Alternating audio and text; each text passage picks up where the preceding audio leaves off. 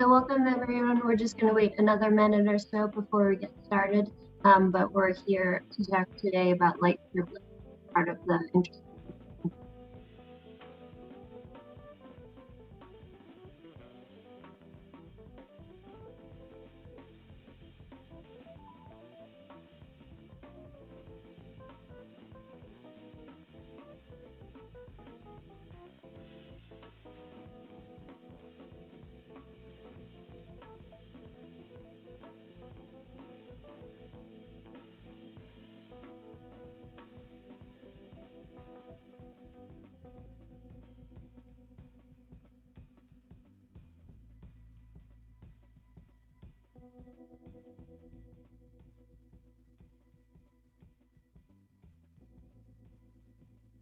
Okay, welcome everyone. Again, as I mentioned, today we're here to talk about light privilege. I wanted to welcome everyone and thank you for joining us today. My name is Mary McCarthy and I'm an architect and member of the BSA's Women in Design Symposium Committee. Having the symposium this year outside of ABX gave us the opportunity to imagine what this event could be. Women in Design joined forces with BosNOMA, the Boston chapter of the National Organization of Minority Architects, and through that collaboration decided on a theme of intersections for our discussion. We did outreach and spoke with many other knowledge communities and BSA members, which has brought us this week packed with activities. We sent out a call for proposals and were blown away by the events and sessions submitted. In particular, we are pleased with the wide range of presenter roles and lived experiences that really drives home the intersections theme. Thank you to the BSA for hosting this and helping us organize this event. So we have this event right now, and then we have an in-person event at the BSA space this evening with Place Boston. If you've signed up for that, great, we'll see you there. If not, make sure you bring you register and bring your vaccination card or proof of a negative COVID test. So going through the logistics, this session has HSW credits, so they'll drop a link in the chat about 10 minutes in so that you can sign up for that. If you have any questions, please send them for the presenters, send them through the Q&A box during the session. And at the end of the session, we'll address those questions. You can use the chat if you have technical questions, or you can call Madeline Hikes at the number below on the screen, and she can help you with any technical issues. I'll keep the introductions very brief, but we have an amazing set of speakers here today. They'll tell more about themselves. But in brief, we have Edward Bartholomew. He's the principal of Bartholomew Lighting, a Black-owned lighting design consultancy based in Cambridge, Massachusetts. He has more than 30 years of experience designing sustainable, inspiring, and award-winning architectural lighting systems. Joining Edward, we have Lauren Dandridge. She's the principal at Chromatic. She's a 17-year veteran in the lighting industry with a portfolio of award-winning projects across the country. And also joining us from Chromatic, we have Nick Albert. He's a 20-year veteran of the lighting, architecture, and construction industries with a portfolio of hundreds of built works across the globe and awards and recognition in both the US and international lighting communities. And with that, I will hand it over. I think Lauren is going to be presenting and sharing her screen.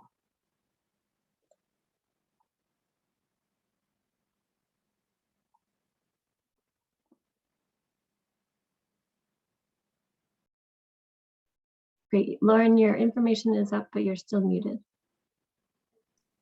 Thank you. I just wanted to make sure I was clicking everything just to make sure we're okay. Good morning, everyone. Good afternoon. Thank you so much to Boston Society of Architecture, BosNOMA, and Women in Design for having us here today. We're very humbled and excited to be able to present something that's near and dear to all three of our hearts. And with that, we will talk about light privilege and how it intersects with social and environmental justice and the impact on marginalized communities. The oops, the idea of this presentation is really based on understanding of light. And that is something that really speaks to us as architectural lighting designers. It's something that we've decided to base our lives around.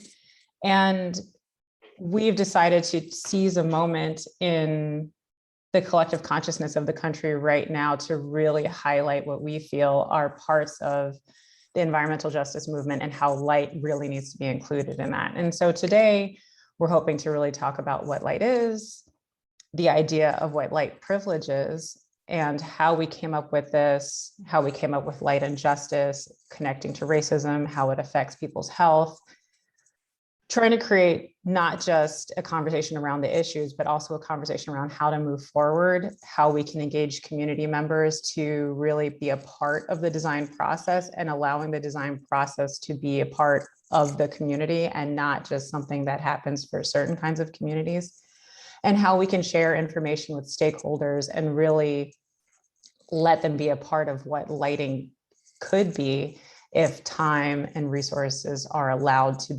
disseminate through different parts of communities. I want to take a second to just give each of us a moment to talk about how we got to light privilege as a topic. For me personally, the events of 2020 really forced me to confront what felt like my own inaction in areas particularly surrounding my professional community. I felt really stagnant and was really looking for a way to contribute to the Black community as a whole and also to communities of color as a whole. And this is sort of the research that I feel like I am most apt at bringing to the world because this is what I know best and this is what I'm most passionate about, which is light. Ed, do you want to share some of your thoughts about that? No, I absolutely echo what you've said with the events happening in the summer of 2020 and the death of George Floyd that inspired me to be more active in my community in the lighting industry and also to interrogate some of the practices that lighting has been doing throughout and how that has impacted my community and communities throughout the country. And so it's been an incredible journey, a journey I started off with my colleague, Mark Loeffler, in developing kind of the context and the materials and the research regarding this subject matter. And so I'm honored to be with you, Lauren and Nick, and to explore this further. Nick, you want to give us some thoughts? Yeah, thanks, Ed, and thanks, Lauren. You know, for me as a designer in this field, I've always approached lighting as one of the most human aspects of the architectural experience. And it's really about people through the process and through the experience of architecture. And all of the events of the past years that we're talking about here have really dialed in that despite all of that human experience that we all work for, there's a certain amount of humanity that may not be included in the design process and in the built environment. And so thinking about that, thinking about my own position in the world of privilege, in this industry of privilege, and my own ideation about what is possible based in that idea of privilege really led me to taking a step back and looking at lighting and what I'm good at and what my area of expertise is through those same lenses. And so, I'm really fortunate and lucky to be able to join Edward and Lauren for this. Lauren, professionally, we've joined to try to answer some of these questions, or at least, as Edward says, to interrogate the status quo. And I think only good can come from that. So we're excited to share these ideas with you today.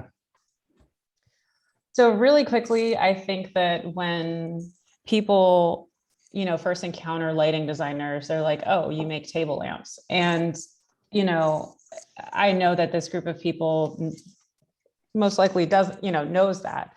But I think what is often missed when they think of architectural lighting is how deeply and passionately we feel about its connection to every single thing on this planet. Light is not just something that just is here. It is really the basis for life on this planet. Without the sun and without its warmth, without its energy, without its radiation, there's just not anything. We would be, you know, Neptune or something like that, a cold, desolate place with no life. And not enough credit is given to how much energy, both physical and mentally, we get from the sun and how that light impacts us. To take it one step further, we as the lighting community really want to harness that same energy that the sun is giving and be able to translate into that into the built environment. When we get engaged, we're there to help activate spaces. We're there to help engage communities. We're there to really help people not just visually see, but also be able to find their way through places, to be able to look for indicators, to be able to congregate in areas and create vibes and moods. And so beyond just thinking about the sun coming in and how we create, you know, entertainment and engaged spaces architecturally, light is really supporting life, both physical life and also a social life, a professional life. It allows us to progress. For every reason that we think of industry as forward movement, light is a part of that. It is an industry that is helping to perpetuate advancement into the future. It is what allows us to work at night. It's what allows our students to see and study into the wee hours of the morning when the sun has long gone. And part of this talk is also recognizing that there is a part of light that goes beyond just the physical aspects, but also ties into a status. And being able to be seen and having a light on you is reflective of one's status. And we also know that light doesn't exist by itself. And darkness is really another aspect, and shade, another aspect of really light. When we look at shade during the daytime, that is an aspect of light. It's healthy, it's necessary, but it's also, shade is actually unequal in our neighborhood. So a joint investigation by NPR, the University of Washington's, University of Maryland's Howard Center for Investigative Journalism, they found a connection between the excessive heat islands that are happening in neighborhoods and income. They found that in 97 of the most populous US cities, the low-income areas are found to be more likely to be hotter than their wealthier counterparts. So they are experiencing greater heat in inner city neighborhoods. To quote Richard Rothstein, a distinguished fellow at the Economic Policy Institute, African Americans are restricted to neighborhoods because the other neighborhoods are now unaffordable to them. They're restricted to neighborhoods where there are fewer trees and where there is more heat. So shade is absolutely an important part of understanding our relationship to light. So one of our governing bodies for lighting designers is the IALD, the International Association of Lighting Designers, and their mission statement is light is how we see. Lighting is how we see the world and how we see each other. And that ties into or segues directly into light privilege, because it turns out that having access to light and having access to the right kind of light and the right quality of light is in fact a privilege. And we really came up with this title directly tying into the text coming from Robert Amico called White Privilege. And the theory of white privilege focuses on how white people participate and perpetuate racism intentionally and unintentionally, and how they're also oblivious to the benefits that are a result of racism.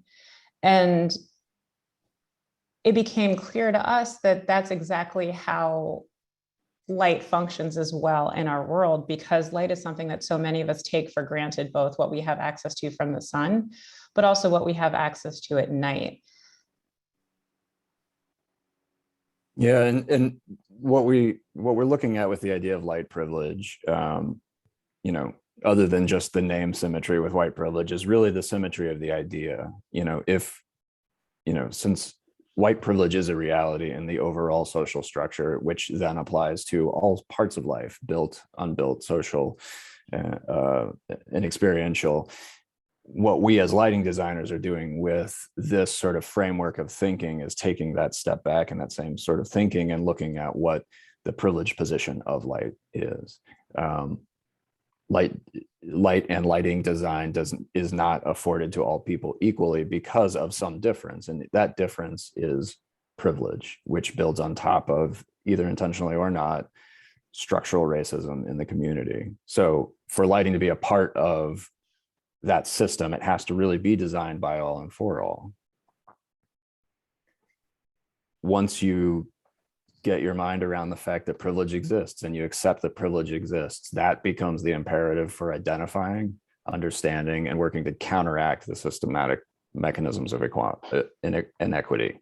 So accepting that that is a framework for how we can think about lighting was really the genesis of this idea of understanding that and trying to find a way to move forward with it, really putting action to the idea.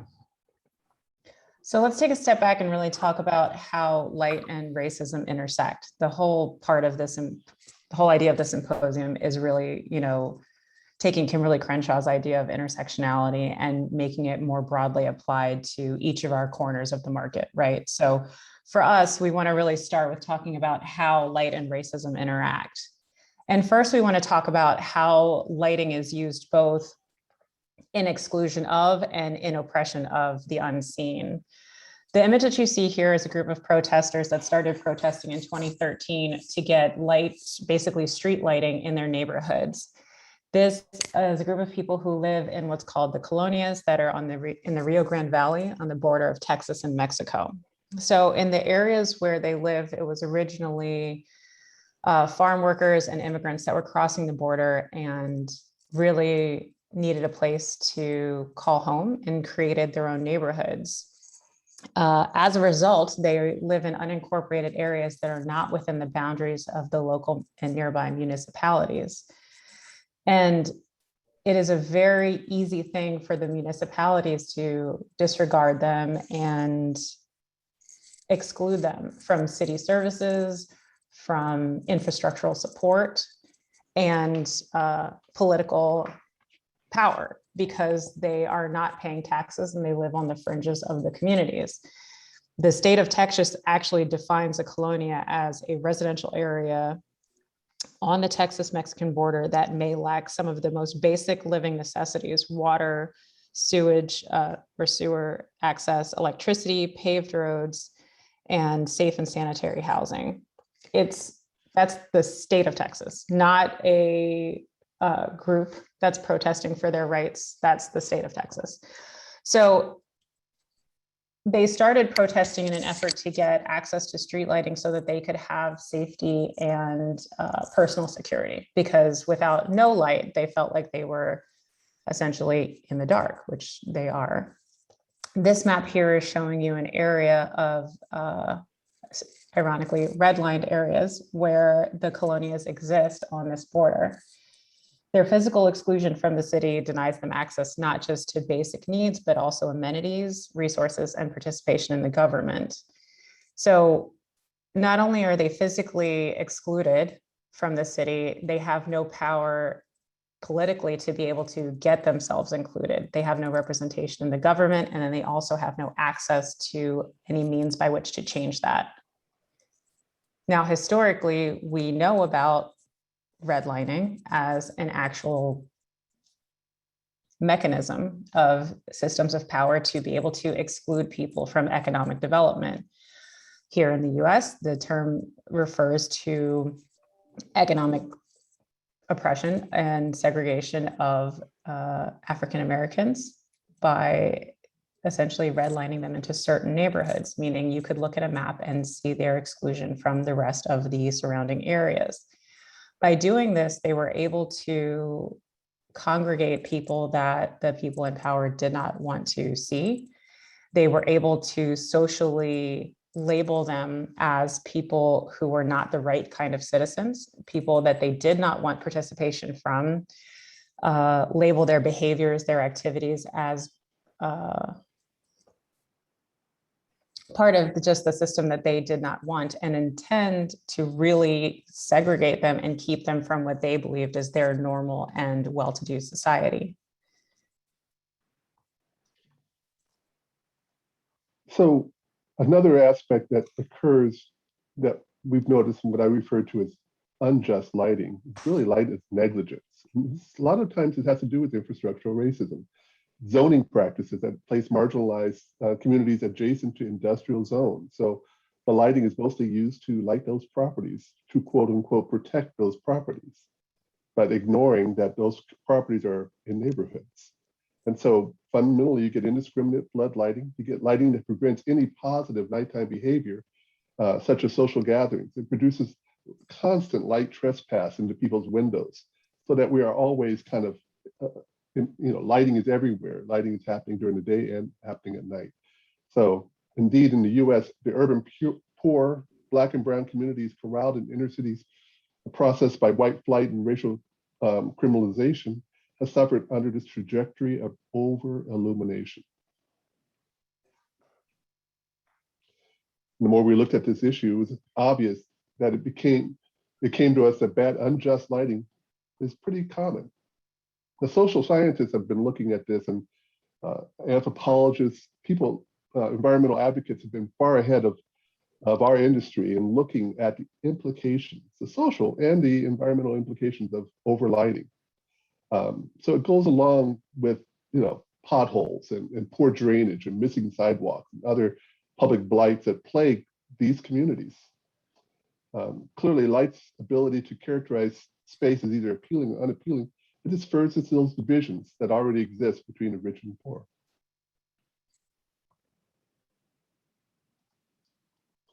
Now, one egregious example of this is a program by the New York City Police Department called Omnipresence. And it's a program in which the police department installed diesel-generated floodlights in quote-unquote dangerous parts of the city, mostly housing projects in Black and white and brown communities. This represents clearly the most egregious example of using light to quote-unquote eliminate crime by overlighting these neighborhoods and creating truly an oppressive environment, not just for criminals, but for anybody living in those environments. So it's both light pollution, it's noise pollution, it's air pollution.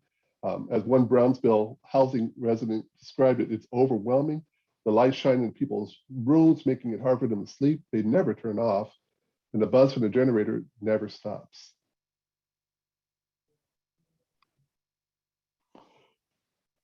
Now, one of the interesting things that have come out of this Omnipresence program was a study done by the Crime Lab of New York, a 2019 study. And this study, based on Omnipresence, fundamentally found that crime, it prevented crime 36% for index crime.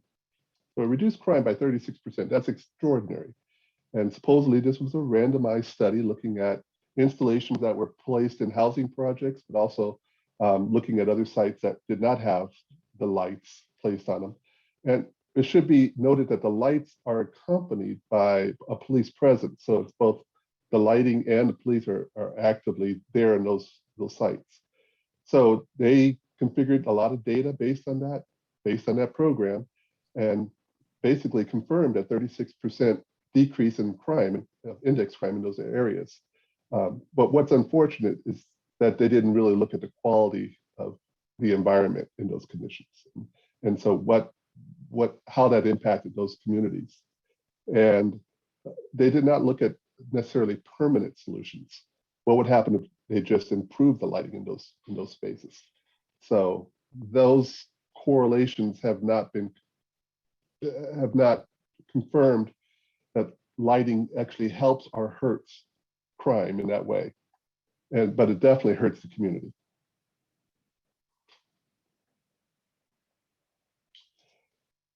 So indeed, for the urban poor and Black and brown communities corralled into inner city by the process of white flight and racial criminalization, they have suffered under this trajectory of over illumination and over lighting. Light pollution impacts these communities more than any other community.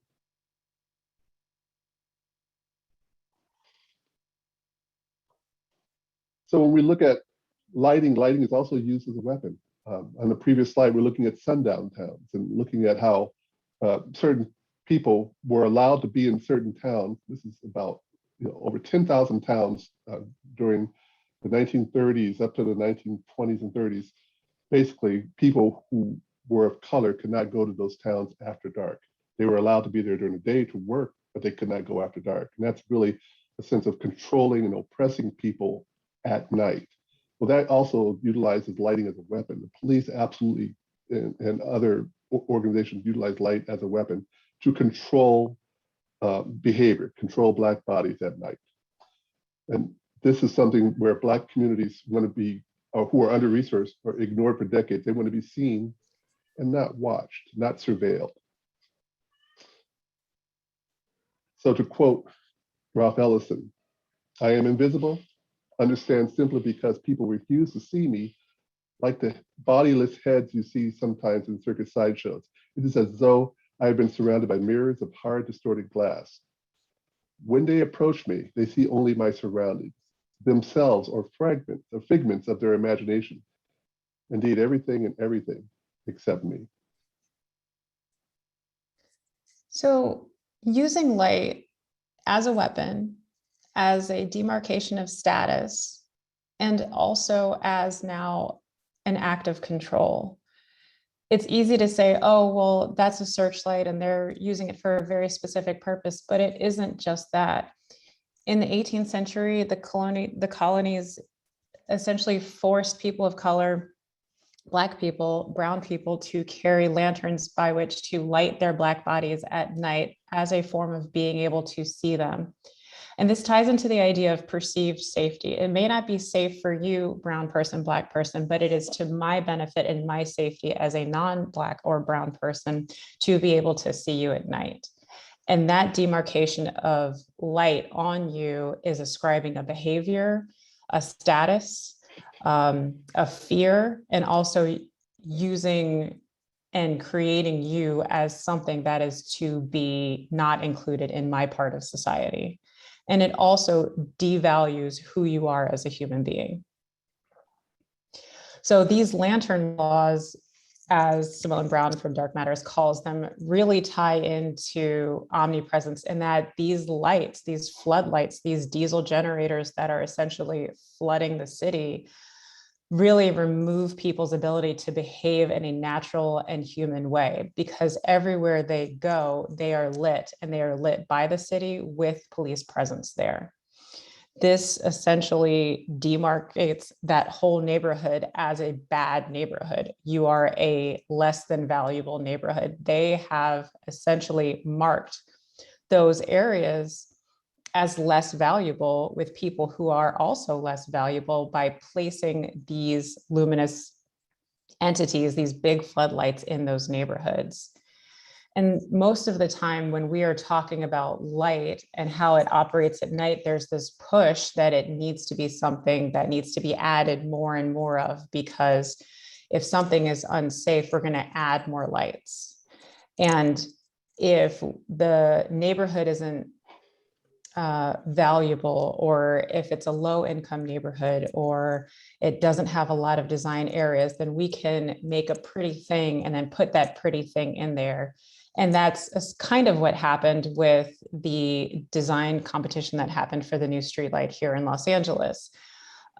Christopher Hawthorne, who's the chief design officer of LA, was being interviewed about the competition after Project Room had been assigned the win, and said, I'm so excited to be able to give something beautiful to these underserved communities, because typically beautiful street lighting designs or street light as a fixture designs are concentrated into wealthy areas. And that is true. But what accompanies those beautiful fixtures, those lanterns, those soft glowing things with warm light, is also a better quality of light in the whole entire neighborhood. So it's not that we need more of the thing that's already there. It has to be something in addition to that. Lighting works in layers. One solution is almost never, ever going to work. And we can also talk about how there's a separation of value also in voice. People who live in underserved communities are also, or can be, disenfranchised. And so Don Slater from Configuring Light said, politics is how we get people to actually respect places enough to learn about them and then do the lighting. So if you don't have a voice and you can't get a person and a representative in your political arena to fight for you and to be able to give your environment the quality it deserves, how are you going to be able to make changes?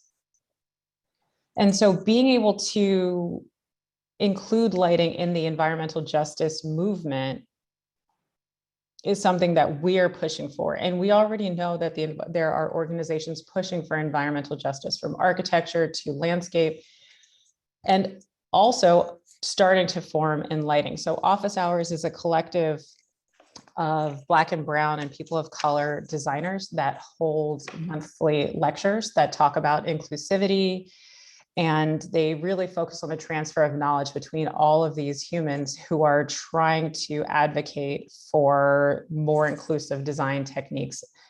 There's Design as Protest, which their mission statement is that they're a group of anti-racist designers dedicated to design justice in the built environment.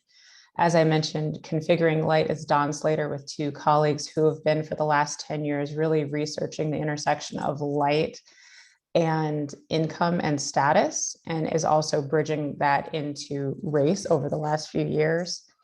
And you can even go to the biggest network that we know of in the built environment, which is the AIA, and even they have a section in their resources called Citizen Architects and Citizen Architecture, where you are going beyond just what it means to get hired and build a building. How can you use architecture as a system of empowerment and not oppression?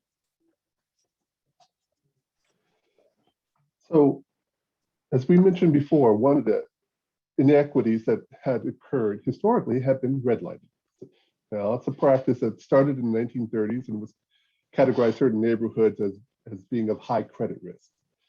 And so on the basis of race and ethnicity, subsequently denying loan applications and credit worthiness. And that's, as you know, property is one of the quickest ways to obtain wealth in America, one of the easier or the most traditional ways of obtaining wealth. So it's basically preventing those communities from obtaining wealth and being able to get loans to buy property within those neighborhoods. So while the practice was outlawed in 1968, its effects still have been passed down over the years, continue to build in the form of clearly gaps in wealth and home ownership. So 3 out of the 4 neighborhoods redlined on government maps 80 years ago still continue to struggle economically. So in my hometown of Baltimore, there's a study that's in the references from Grove, where they basically were able to mark out areas in the city that have abandoned lots, vacant lots, abandoned buildings, which is the graph you see on the left-hand side. In the middle, you'll see, again, the idea of environmental justice really starting to give ideas to the design industry. And this is a map showing the percentage of tree canopy coverage for parts of the city. As you can see, the parts that are most tightly concentrated with the most population have the least amount of green space. And even more sadly, the map on the far right is actually showing, toxic release inventory. So it's a little hard to see here, but there are little red dots that show where these drops happen. And a lot of them are in the areas where you see the highest or most concentrated or saturated purple, which is the highest percentage of Black people in those areas. So environmental justice has a long history. It's an important part of the struggle to improve and maintain a clean and healthful environment, especially for those who've traditionally lived and worked and played closest to the sources of pollution, such as landfills, industrial plants, truck depots. And this is fundamentally called environmental racism. To quote the father of environmental justice movement, Dr. Robert Bullard, it is the right of all individuals to have safe, clean, livable, and sustainable environment. The goal is to not allow artificial characteristics such as race, class, or geography to impede that right. So the Environmental Protection Agency, as Lauren mentioned, they defined environmental justice challenges that impact communities of colors, and they list lead contamination, unhealthy drinking water, dangerous air quality, and hazardous waste site exposure. But what they do not mention are harmful lighting. in a landmark study called Light Pollution Inequities in the Continental United States, a distributive environmental justice analysis. It really links overlighting with the inequities happening within inner cities.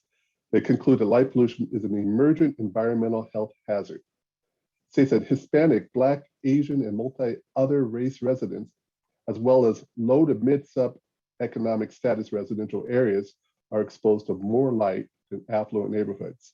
And they did this study based on satellite imagery, measuring the radiance of light coming from those satellites and pinpointing it to those neighborhoods and pinpointing it to the demographics in those neighborhoods. So they were effectively able to look at, and here we're looking at Baltimore, and there are maps that show all the cities throughout the country, and you can actually see where the overlighting is occurring within those concentrated areas.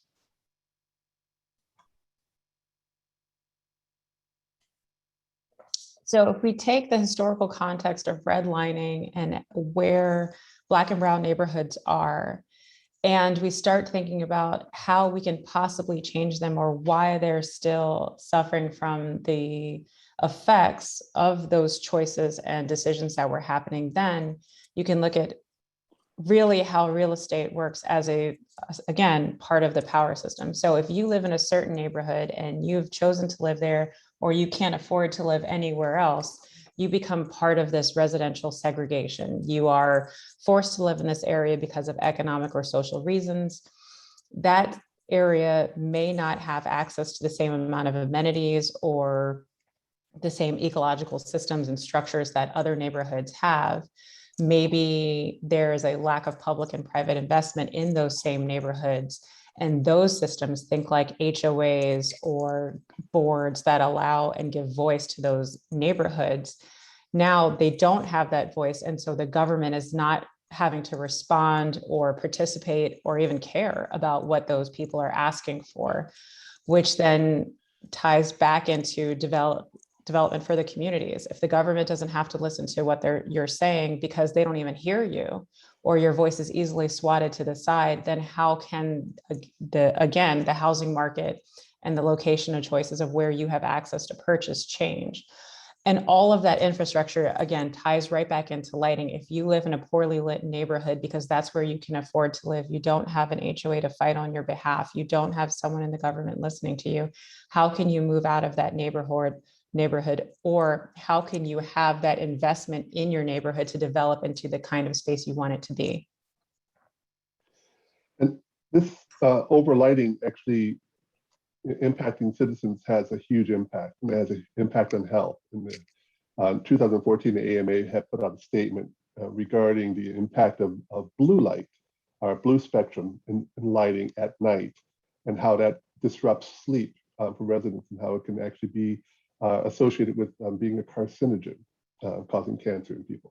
Well, subsequent studies have actually proven that exact thing. A link to breast cancer in the chronobiological internationals, where there was a study that used, again, satellite photos to gauge the level of nighttime artificial light in 147 communities in Israel, and then overlaid those photos on a map detailing the distribution of breast cancer cases. So they were able to pinpoint exact addresses, relate that to the satellite imagery, and determine statistically significant correlation between outdoor artificial light at night and breast cancer. Even when controlled for population densities, affluences, air pollution, women living in neighborhoods where it was bright enough to read a book outside at midnight had a 73% higher risk of developing breast cancer than those residing in areas with the least outdoor artificial lighting. There was another recent study done that looked at 110,000 women over a 13-year period.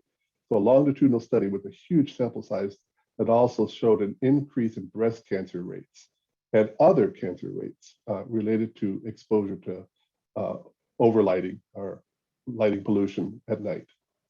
So many environmentalists and naturalists and medical researchers, they consider light pollution to be one of the fastest growing and most pervasive forms of environmental pollution. And its impacts can go even deeper than that. There's actually a mental health aspect to this. So One of the studies was looking at how fundamentally, we all need sleep, 7 to 8 hours of sleep within a 24-hour period. And the implications of having disrupted sleep has massive health impacts on us, but also mental health impacts on us. So a 2020 cross-sectional national representative survey of US adolescents found that higher levels of our outdoor artificial light at night, measured again via satellite, was associated with later weeknight bedtimes. So sleep was being disturbed in these communities, and it impacted the health, which impacted behavior. The adolescents in those areas with greater nighttime light had higher prevalence of mood and anxiety disorders. Now, we need future studies to look and investigate this a lot further. But we need to find out what's on the ground to help reduce the brightness and the spectral composition. All of those are technical aspects. Fundamentally, we need to empower communities so that they can choose the right light and hopefully control that light at night. Really, when we're talking about these kind of lighting aspects, community-based lighting for large spaces, complex spaces, you're really talking about systemic problems. And it's really difficult to unpack how all of these things are interwoven and how that goes against race and class and place and governments and all of these different things. And so you have to start thinking about systematic solutions. And there's no single way to eradicate racism, unfortunately, and there's no single disparity which defines privilege. So there's no single solution that you can really apply to any of these things, but you have to start thinking about them intentionally as sort of broad, multifaceted approaches. And so when we're thinking about this for lighting, and this may map onto other design disciplines as well, but we're trying to come up with a rubric. So there is no silver bullet here. There is no single answer, but it's more about an intention and a methodology and a framework for thinking about and approaching these problems, understanding the social and societal conditions of a place and how it relates, investigating all the physiological, practical, and experiential ways that we interact with light. I mean, all of the stuff that Edward was just pointing out is more recent study, but it's really, really important. And we're starting to understand that has to be built back into this. And then you have to apply a very holistic design principle and a design approach to these things. And finally, you have to let people know what they're working against. Not everybody understands light the same way. Everybody likes to tell, in lighting design, everybody likes to tell us how important light is, but they can't really articulate it beyond that. So a lot of this is helping people understand what light is, what its value is, how it works for them, how it works against them.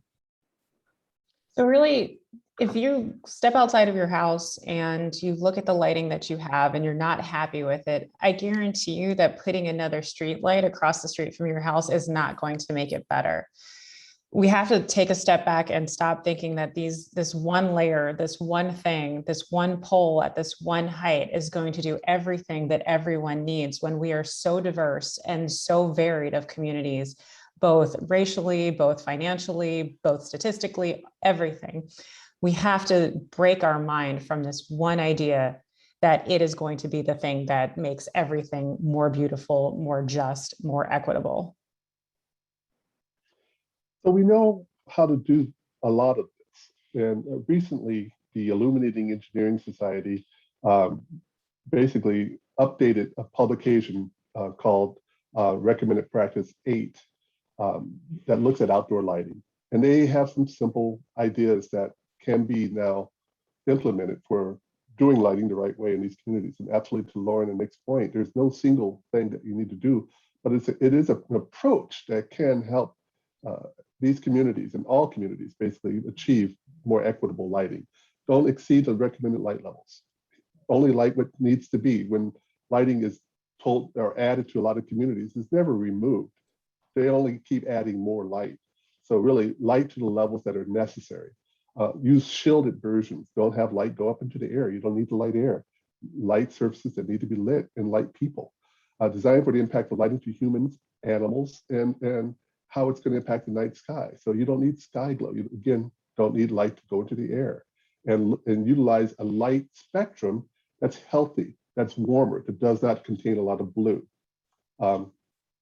avoid lighting that minimizes the amount of light reflected from the surface below, and again, use warm spectrum lighting. So all of those are good recommendations that have already been documented. So we already have a playbook as to how to light these communities, how to light all communities in an equitable way.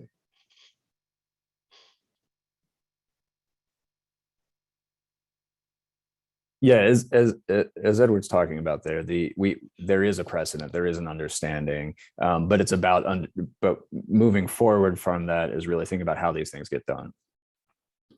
So when you're thinking about lighting for a community holistically, I think what's really important to understand that is in a lot of these situations, when we're talking about community lighting, we're talking about lighting that's implemented by municipalities, transit corridors, bureaus of street lighting, and departments of transportation. When people think of the lighting in their city, these are the folks, the type of groups, the type of agencies that are typically responsible for that. So the city, metros or mass transit corridors, bureau of street lighting, departments of transportation. And what you get from that is really a system of lighting which is road first. So, the sort of default position for folks who say we are providing our community lighting that is safe is generally prioritizing a vehicular experience without the larger context visually of the space.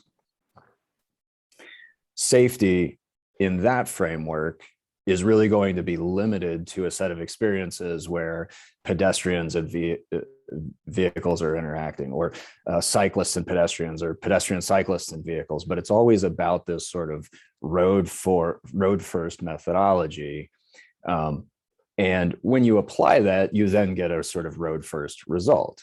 But in areas of different density and different spatial considerations, focusing that effort or relying on that street to provide all of the lighting really does a disservice to all of the remaining areas. Most codes in terms of minimums that you'll look up are strictly horizontal foot candles on a road surface. That's the way most communities are designed from an outdoor lighting standpoint, and there's not much requirement beyond that.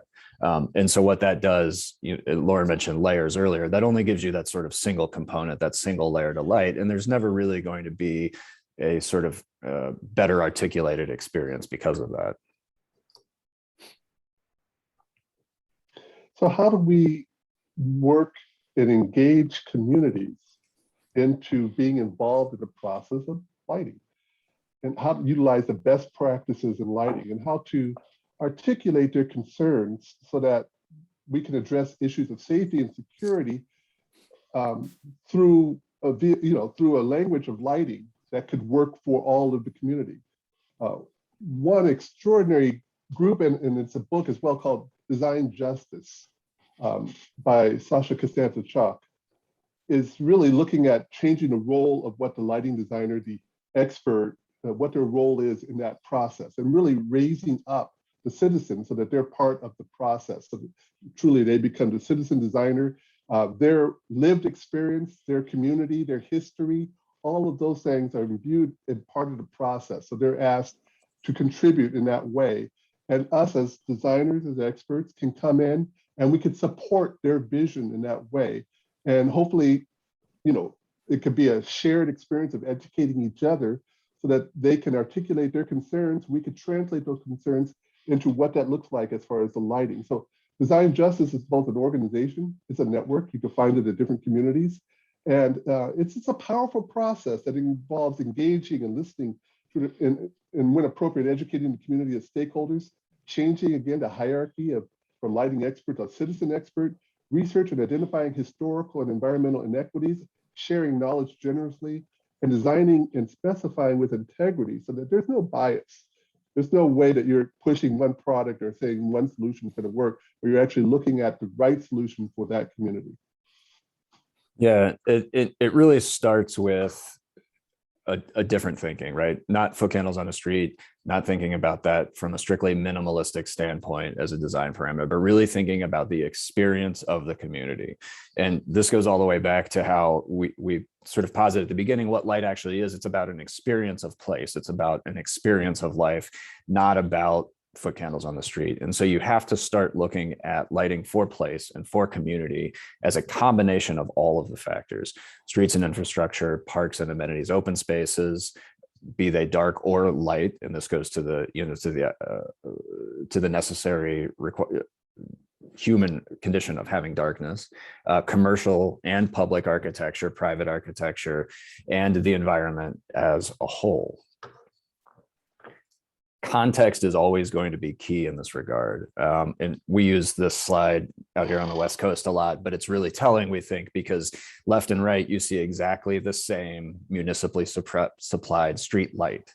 It is a street light. It is ostensibly equitable. We gave you both the same street light, but you look at the overall lighting context of these two places, Beverly Hills on the left and downtown Los Angeles on the right, and you can see that the experience of light in those places is significantly different. And only one little piece of that, in the positive sense, is the street light. But the only piece you can point to for the negative experience is the street light. And so this is why it's really important to look holistically at the place. Street lighting will always be where you have to start until we figure out jetpacks or something else. We're going to be stuck with cars and street lighting, and you can follow, great precedents like the RP8, like some of the other sort of design standards to really do that better and to think about it as more than just foot candles.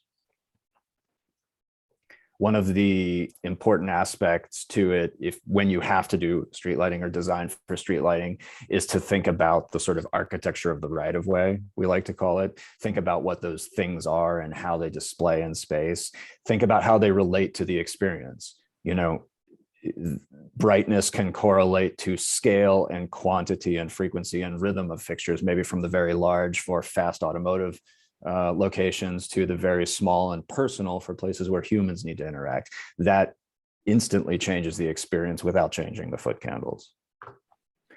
You can think about the aesthetic qualities of those things. If you have to have street lights, how do they tell an architectural story about that space, right? How is that object now a part of the social and community architecture? And, what is included with that? I mean, it could be baskets of flowers, it could be banners, it could just simply be a fluted base and a nice decorative skirt around the bottom. What's really interesting about street lighting and the emerging technologies in lighting and lighting design is that they overlap, especially in a community situation, with a lot of other technologies. And you're starting to see these opportunities where you can take a light pole and make it so much more than a light pole, especially with some smart city functions. Now, there are both positive and negative ramifications to that. Obviously, where we're talking about marginalized communities, putting cameras or things like that on light poles there can be issues with surveillance in a surveillance state. But even more sort of simply than that, if you can imagine how something like 5G might come to future communities, you have street lights and light poles everywhere in this community. You can now use those for Wi-Fi or 5G communication. They can be EV charging since they're already part of the electrical infrastructure. So as you're talking about the light advantages that can be designed for a community, you can also use that same infrastructure to start to overlay these other design advantages and leverage this sort of ubiquity of lights. You have to have lights in multiple places to take care of the nighttime conditions in a place. And what else can you do with those lights is a really important question to ask. Beyond the streets, you start to look at parks and amenities, public spaces. Out west here, we're a big fan of outdoor living and being outside. But how you experience those spaces is really important to safety, but also to comfort. There are safety standards for having a space that's bright enough to quote unquote resist crime, but there's also just a comfort factor. If I'm walking down a nice boulevard like this and I can't just see people's faces, maybe I don't feel comfortable. If I can't see where I'm going to sit or see if there's, somebody's dog has been there before me, I'm not going to be interested in using this space. So lighting can do a lot towards just sort of making that space comfortable. I think it's always important to think of these spaces, especially gathering spaces, like your living room. And you wouldn't necessarily want one super bright blue light fixture in the corner of your living room to make it feel safe. You would want it to feel comfortable and safe. Lighting can also be used to engage curiosities, to be a little whimsical, to do interesting things. Nothing that you see here is going to be qualified for with a street lighting plan. No city is going to say that meets our minimum foot candle requirement for this park, but these are all things that go to that overall context. Ideas of landscape lighting that, you know, are more than walking down a path, that provide interest and excitement.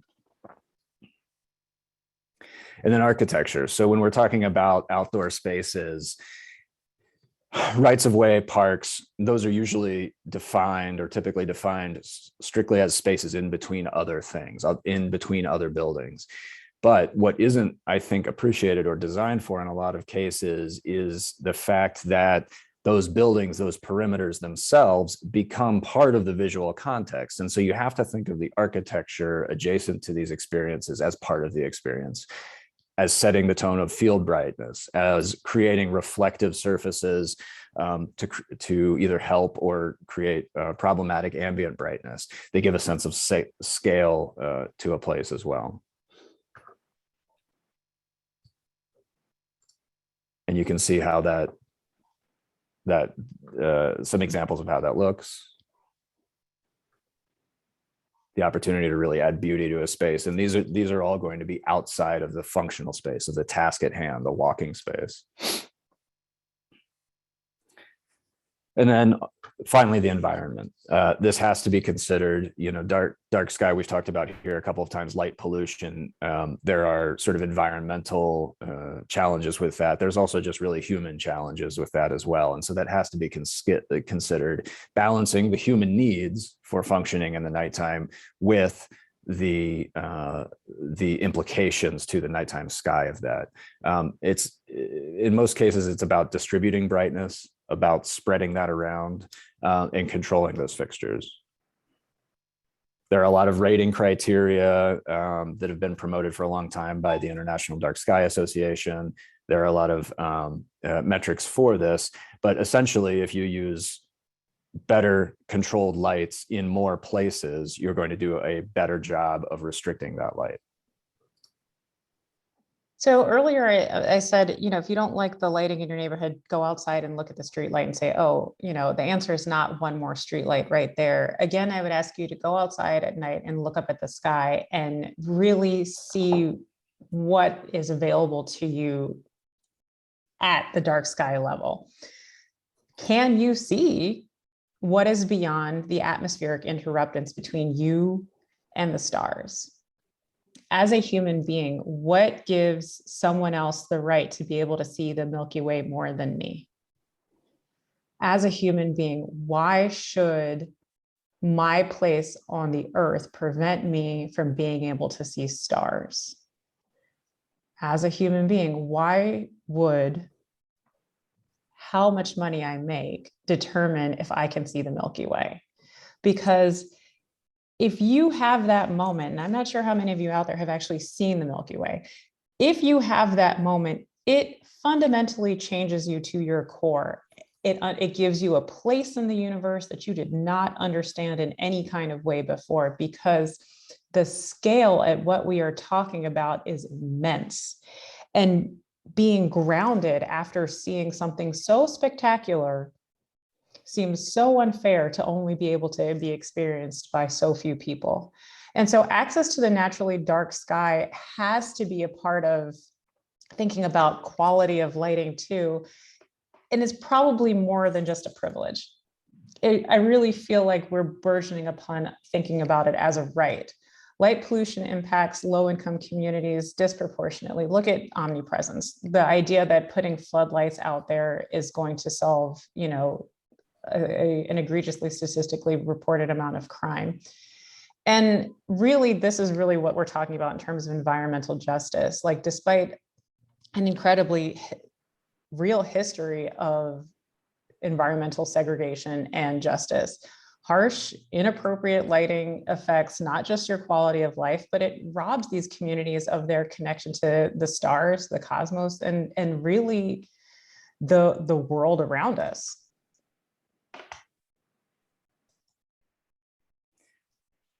The first path to moving forward really comes back to educating all of the stakeholders. I think Edward mentioned this earlier.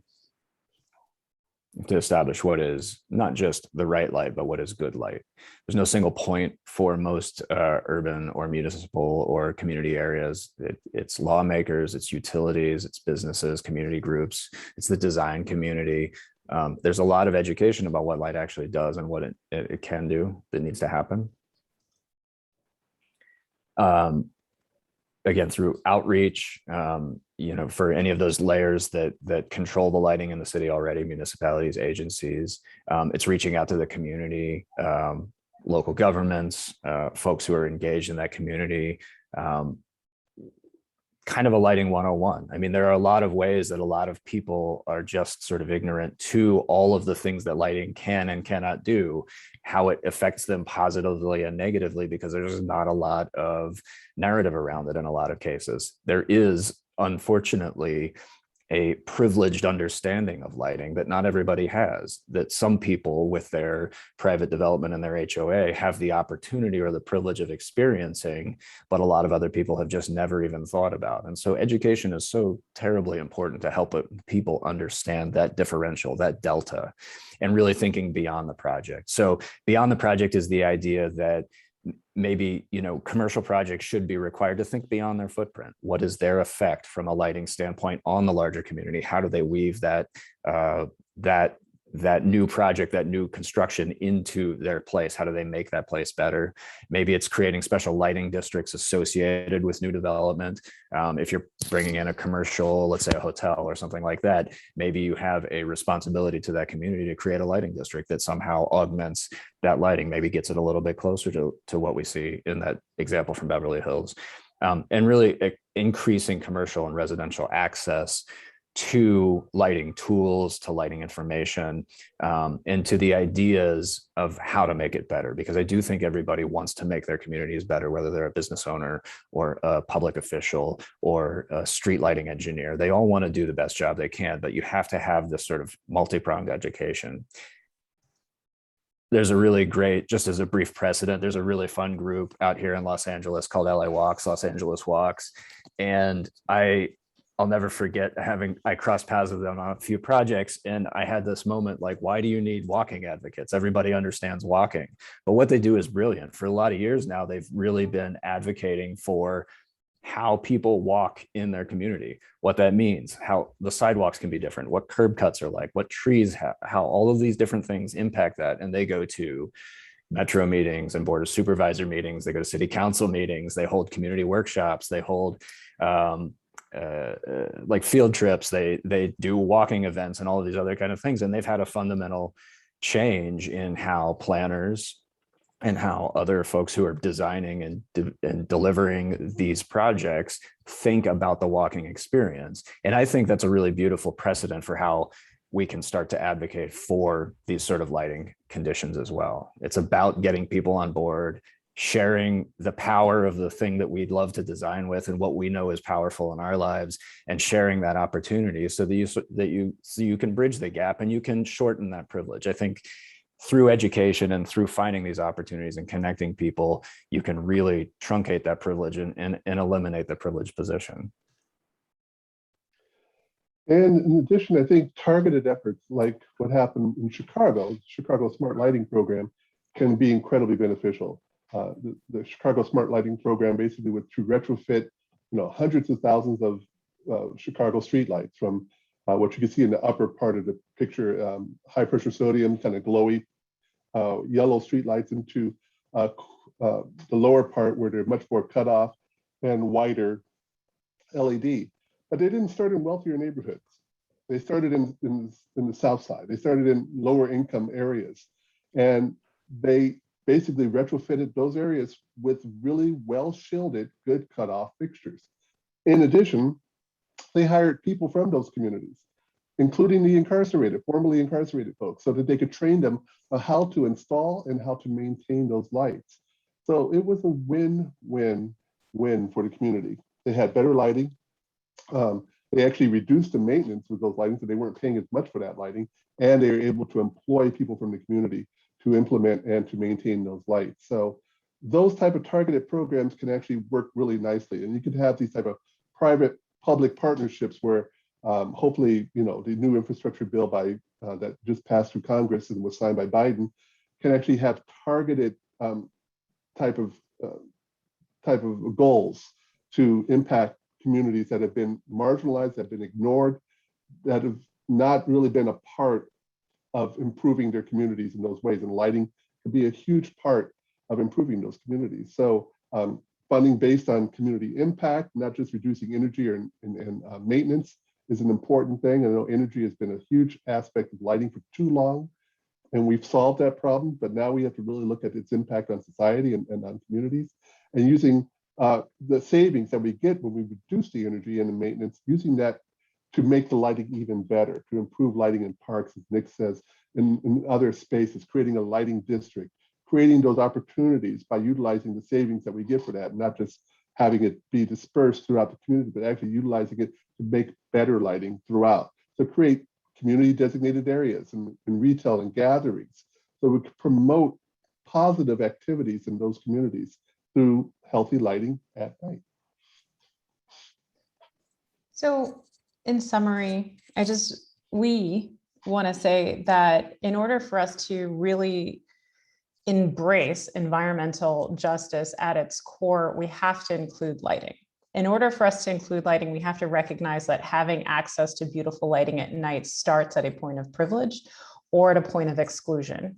And we want to bridge that so it becomes something that every community has access to. We don't want it to be something that people have to receive floodlights at night for. We don't want it to get that far. How can we take steps in advance to engage communities so that we can not only have beautiful lighting at night, but also activate spaces so that there is financial investment, so that there is development equally across neighborhoods? And how can we do it so that it's not particular to marginalized groups or wealthy groups? How can we make it so it is something that is evenly and equitably distributed? And through the presentation, we talk a lot about the physical properties of light. We talk about light as a societal marker of being seen and unseen. But what we haven't talked about is how light is often correlated with the idea of hope and rightness. And Miss Ella Baker said it beautifully, that if we give light, people will find a way. And if we light and we give quality light to everyone, they will be able to not just live a better, more fulfilling life. I know that's a big stretch, but I strongly believe it. They will have access to more and more opportunities for development and improvement. And so if we, as the lighting community, can give light, if we as the design community can give light, and if we can give a hope that there is a process by which these things can happen, people and communities will find a way. Thank you.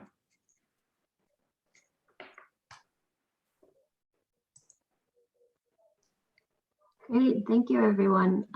There's a pretty active question and answer. So I'll just post those items, those questions to the panelists here. I've grouped a few of them together because they're related.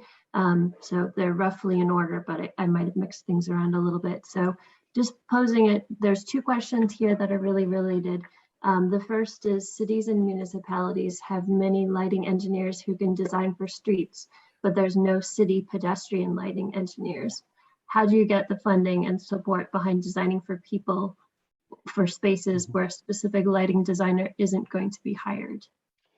I mean, and I could briefly touch on this because something I've been thinking a lot about. When I lived in Seattle, there was an organization called Lighting Design Lab, and it was a city-funded lab that actually allowed people access to lighting experts. And people would walk in, you know, and it was paid for by utility money and things like that. So people could walk in and they could ask a question. But more importantly, they actually engaged with utility and municipalities to help light certain parts of the city as well. So they would try things out and they would they would engage with folks. It was almost like public access lighting expertise in that sense.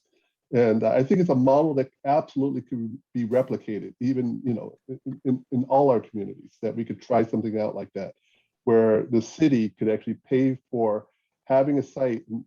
One thing cool about the lighting design lab, they were able to mock up stuff, so they could actually show people, this is what this will look like. This is what this is. Do you like this? Do you like this? They could give them options and show them those type of things. So there are models out there where we can engage and have pedestrian friendly lighting, have a lighting that's more community focused.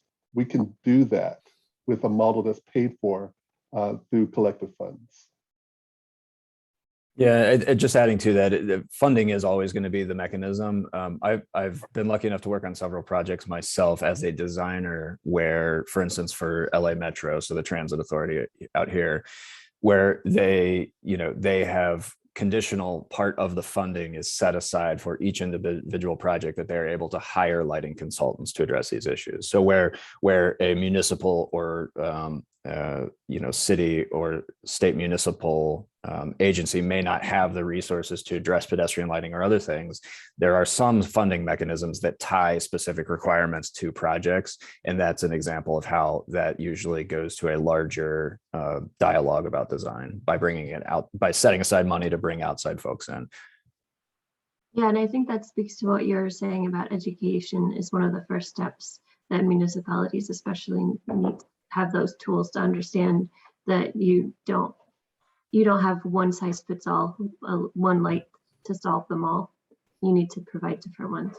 I also want to interject really quickly that part of, what my goal in really starting Chromatic and things is that I have a passion for lighting design, and I don't expect that every city engineer has one too.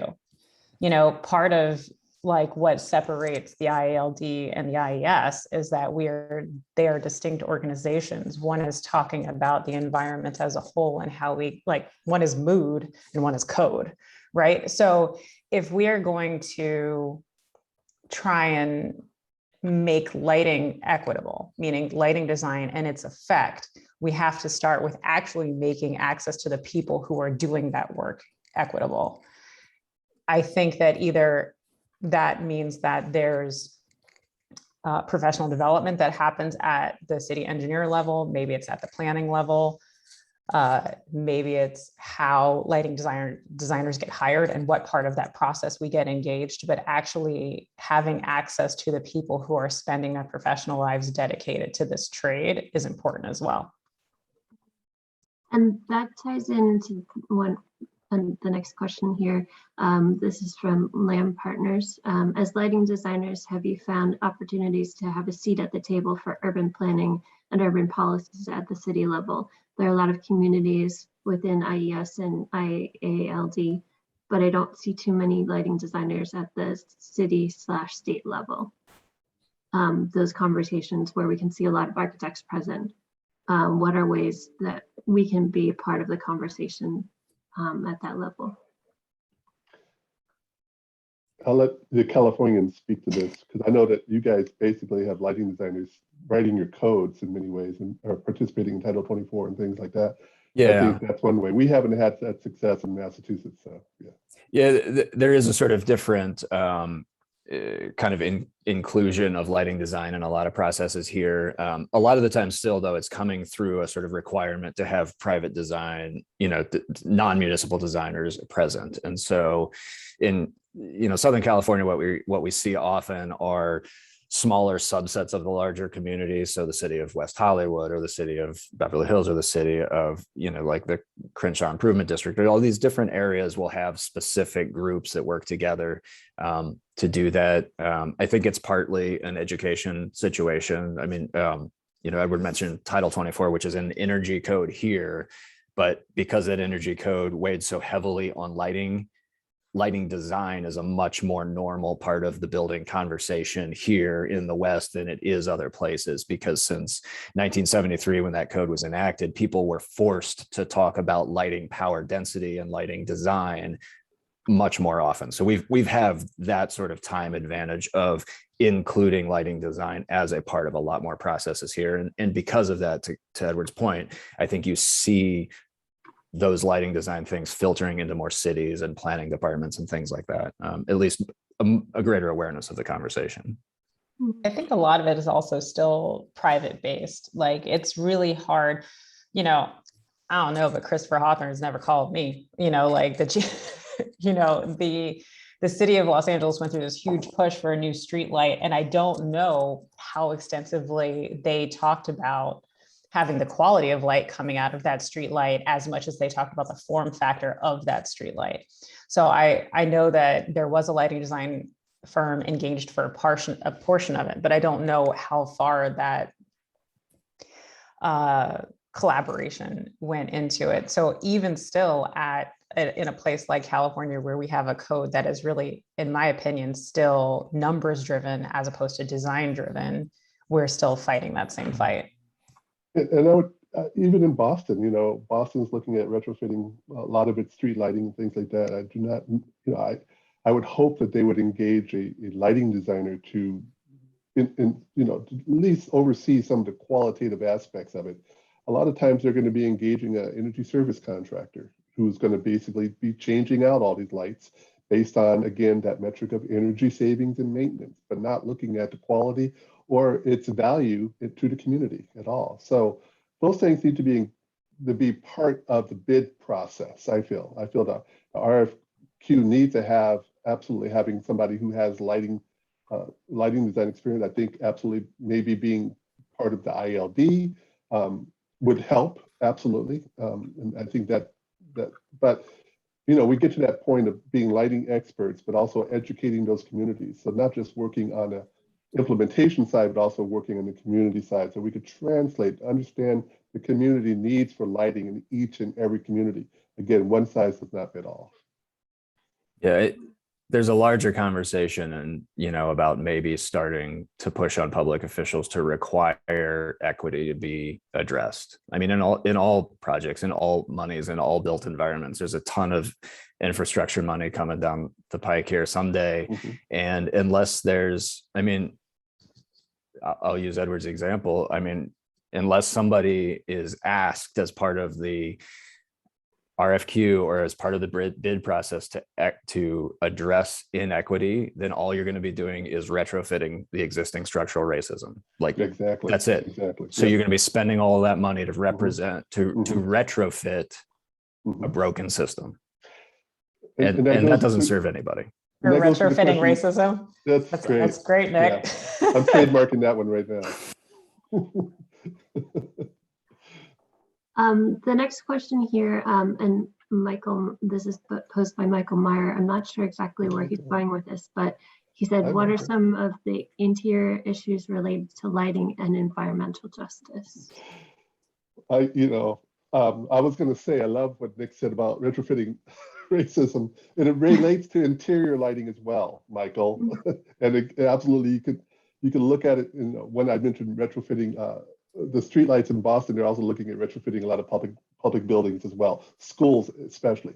And talk about neglected environments. Schools, inner city schools, absolutely are neglected, and a lot of them are in older buildings. But sometimes, sometimes they were built to include a lot of good daylight, and they have a lot of great features that have been covered up over years of bad maintenance.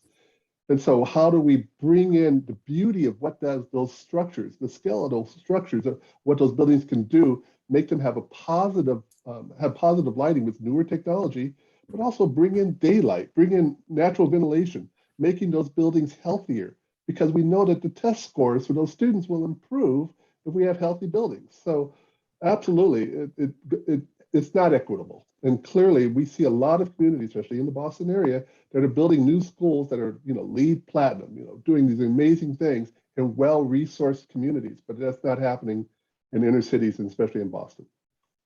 That ties back into the idea of having, of being in a marginalized community and how you are at a disadvantage in your political power, right? Mm-hmm. Communities that have active engagement with their representatives, even at the local and state level, are much more likely to be heard. And if your school is suffering, you know, it's so much easier for some people to just say, you know what, I can't deal with this. I'll send my kid to another school. I'll drive 20 to 30, 40 minutes out of my way to get to another school rather than walk to the one that's down the street from me, because I don't have the time, I don't have the energy, I don't have the know-how, I don't have the access to be able to make that change. That goes all the way from getting the street light that's poorly placed outside of your house, the lamp, if it still has a lamp. I mean, there's still tons of them that have HPS lamps in them replaced, or having the driver replaced in the LED ones. I have one that cycles on and off outside of my house, you know, and I'm like, and you know who isn't calling about it? Me. So, you know, like, I think that having access and the willpower to get through all of your day as a human being and a fully functioning person, and then try to conquer these infrastructural issues that you're confronting, is a big ask for most people. Mm-hmm. Yeah, definitely.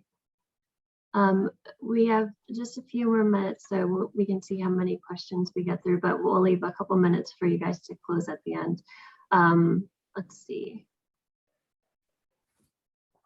This next one is, how do you get the funding and support behind designing for people or for spaces where a specific lighting designer isn't going to be hired? That goes back to the idea of really making lighting design a part of the process early and making it a part of the process period.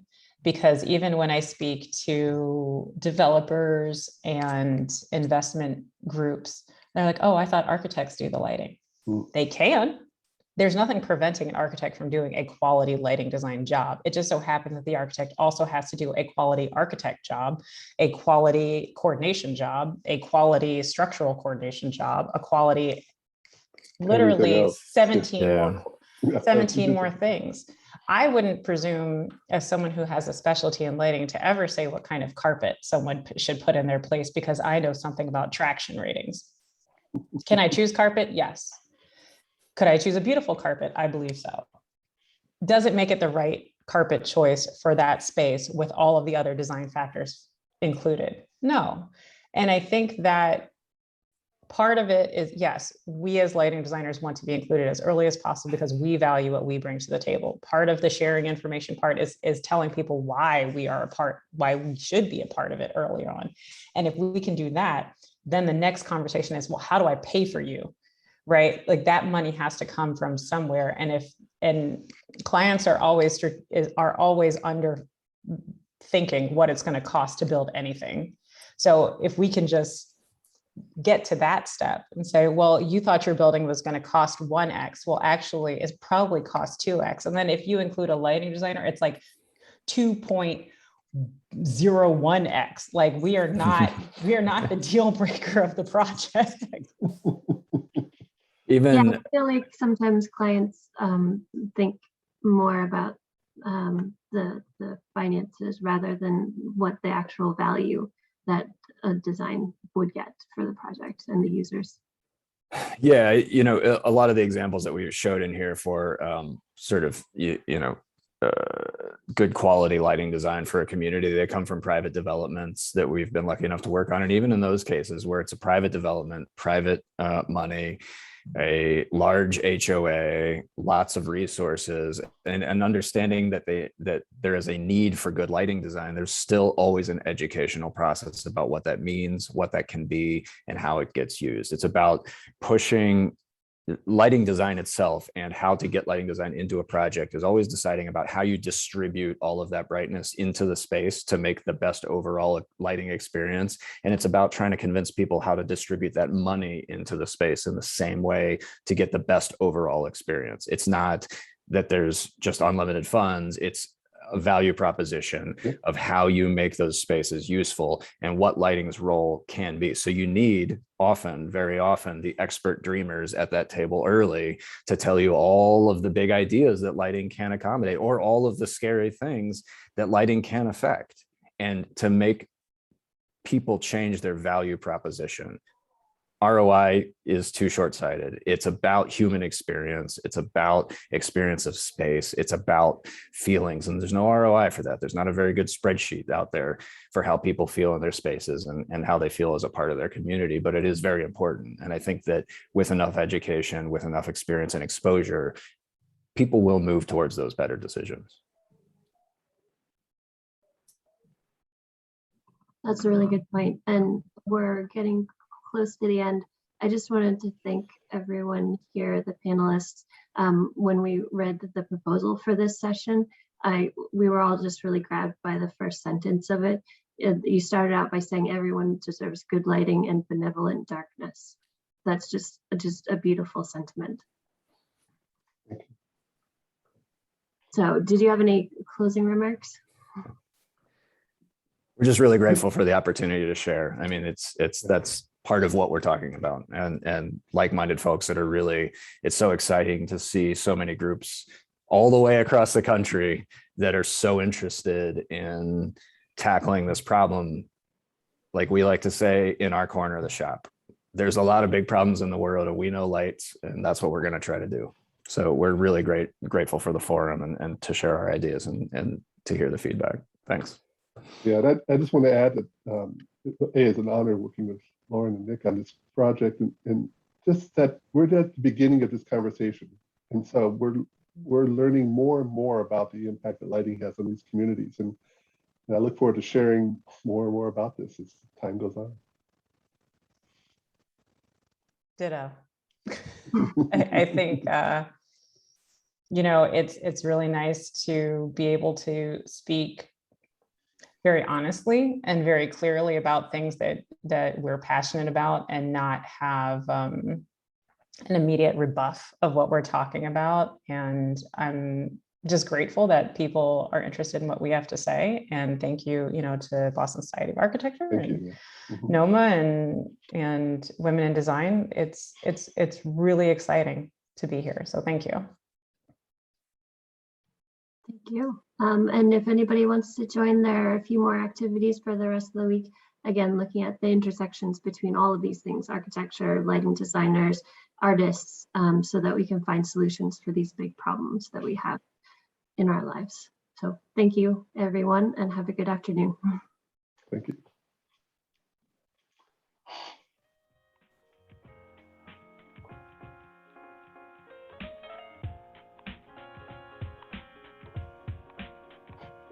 So Edward and Lauren, thank you. There are a few more questions in the chat, and a bunch of people thanking I'm you. still here.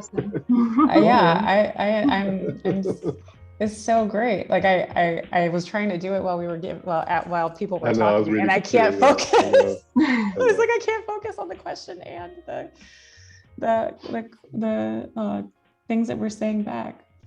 There was one question from Becky Zhu,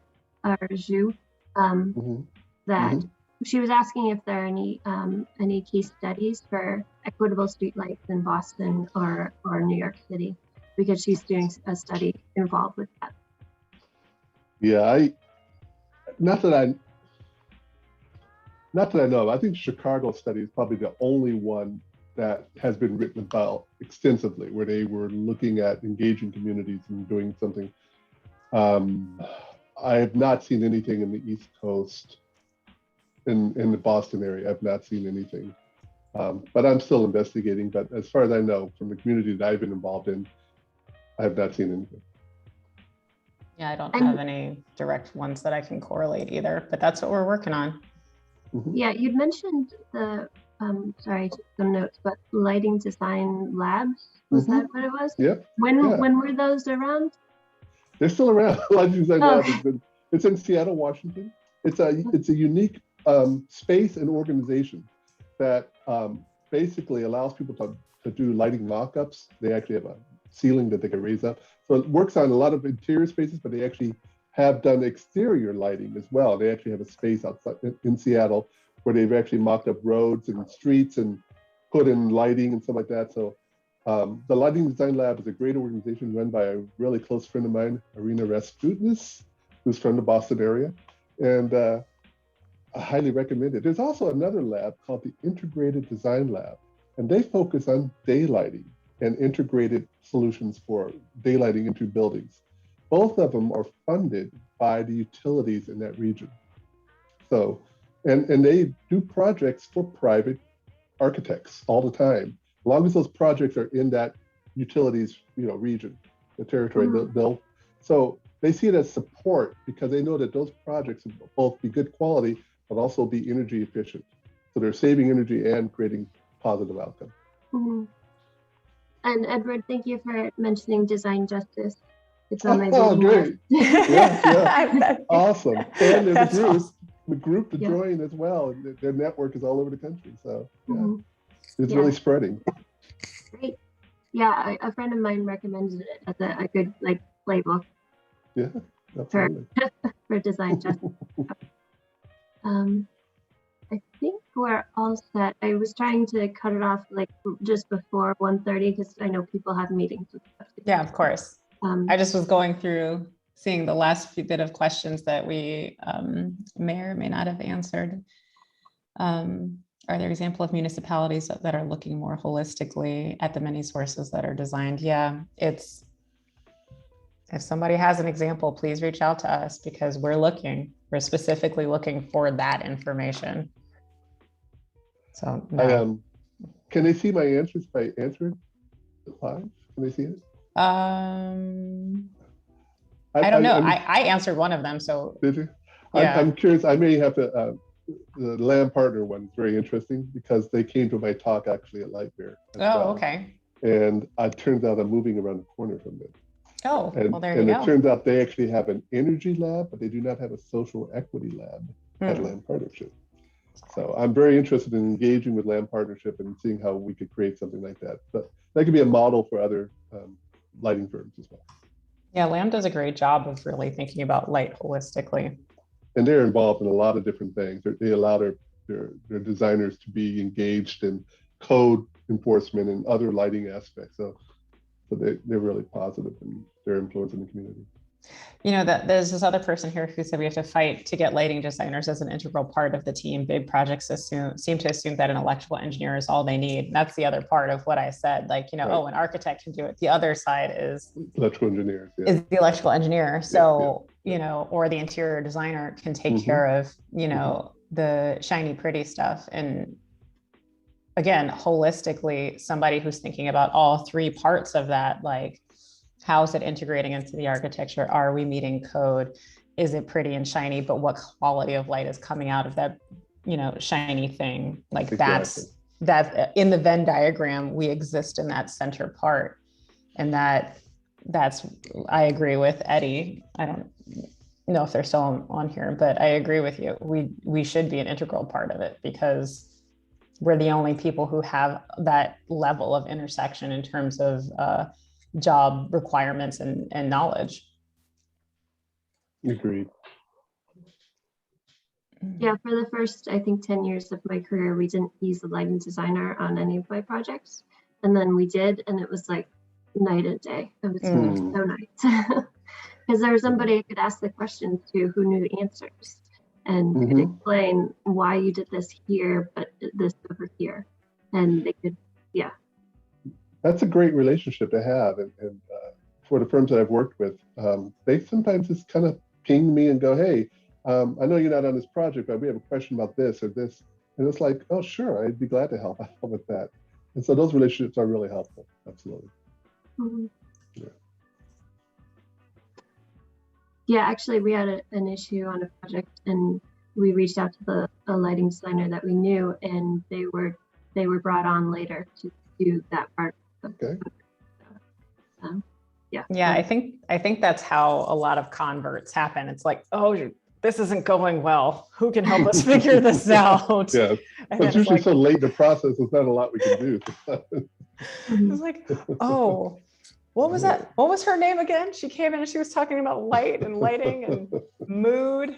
Can she help us fix this mood with this controls? Because this controller is not in the mood to work.